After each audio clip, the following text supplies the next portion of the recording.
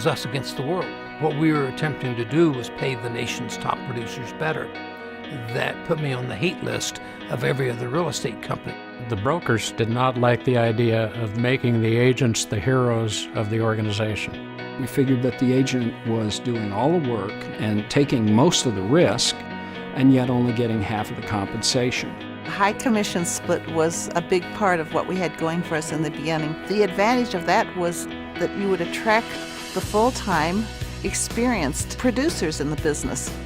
Remax has always been that pioneer. We basically taught agents how to promote themselves. It was revolutionary. It was different than the way real estate had ever been done in the past. The first month, I took over 1,000 phone calls, 204 face-to-face interviews, and 4 people signed up. And the whole industry was knocking us and telling us that we were nothing but a bunch of cowboys and yahoos. And we went to the Colorado Association of Realtors convention. So we passed out red, white, and blue pens, and it said 100% in the center. I up mine, now up yours. We weren't liked very well, let's just put it that way. But we became respected because of the fact that the numbers that we were doing, the quality of the agent, the integrity of the agents that we were bringing on. We evolved, and what happened was they coalesced around one image. We had 2 owners of the Remax franchise in Albuquerque, and the Albuquerque Balloon Festival was just taking off.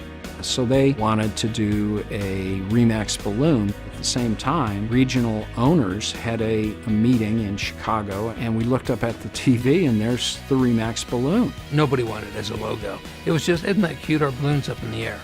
We took a kind of a silly little symbol and turned it into this massive icon of what professional real estate is supposed to be about.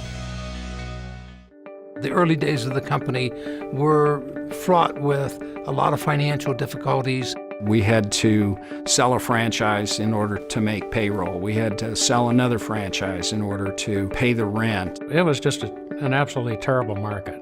In 1980, we lucked out and sold to 2 extraordinary business people, Frank Polsler and Walter Snyder. Of course, we were extremely impressed. They showed us the best of the best, and we thought we could repeat that in Ontario. We thought there was a great opportunity in the marketplace for this type of brand and this type of business model. Dave looked at my financial statement and he said, Frank, you're broke.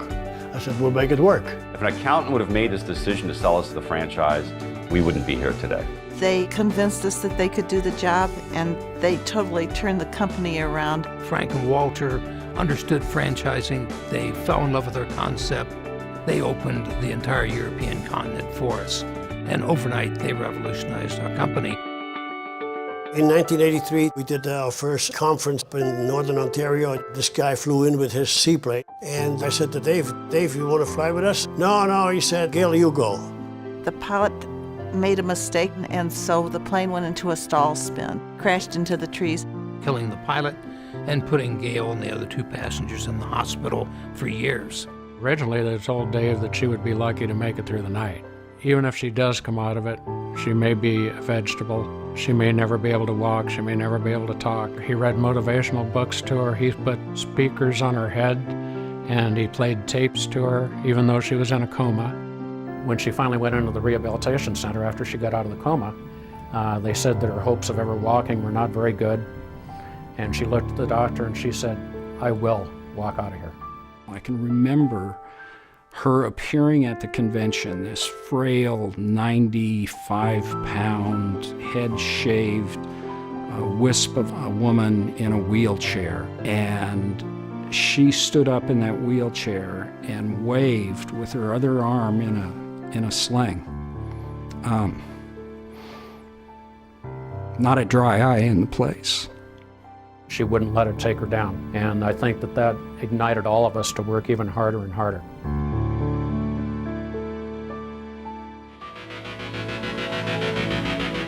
By the 90s, we were booming. At our 20th anniversary, we'd reached 30,000 agents. And at that point, we really started to become a factor in the country.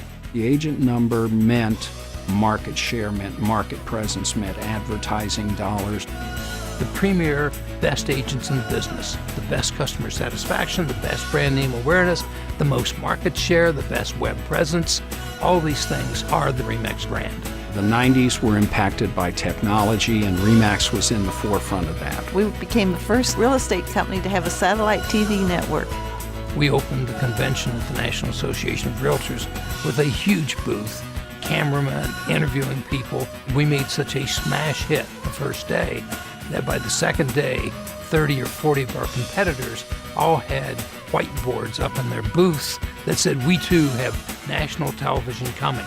We had the tools to help make agents and brokers more successful than they had ever been in the past. Our national company, our regional companies, our broker owners. We are all specialists in providing products and services to help top producers become more successful. We are totally devoted to the top producers. By the time 2000 rolled around, Remax was the significant player in the real estate industry in all of North America. We went from country to country and started seeing the immediate success. We were established, we were the go-to company, we had a national presence in the media. It was inevitable we'd become number one. Our numbers went up annually every year. Actually, through the first 4 recessions, we actually grew worldwide. In our 5th recession, which really came about with the housing bubble in the United States, we saw the first net loss of agents in the company's history. Remax reacted very positively. We had the best agents, who had the most experience. Many had been through previous recessions, and they were able to thrive during that recession instead of going out of business like so many of our competitors. Remax survived the difficult markets for the same reason that we prospered in the very good markets. If you have a company that's built with the very best brokers and the very best agents, it's going to prosper. The key quality that Remax agents have is they're very, very entrepreneurial. They're serious about their business. They've got a curiosity. They never stop working on improving the service that they give to the consumer. Quality attracts quality, and we have the highest quality agents in history. To be affiliated with the top real estate professionals in the business, the best agents, the best broker owners and managers, it's been the best years of my life. One day you look up and say, "Woo, wow, look at us." But in reality, it was a passion for the organization. It was an absolute love for the people at Remax.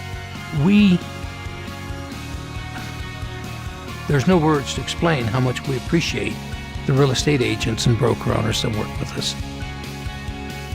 They built this company.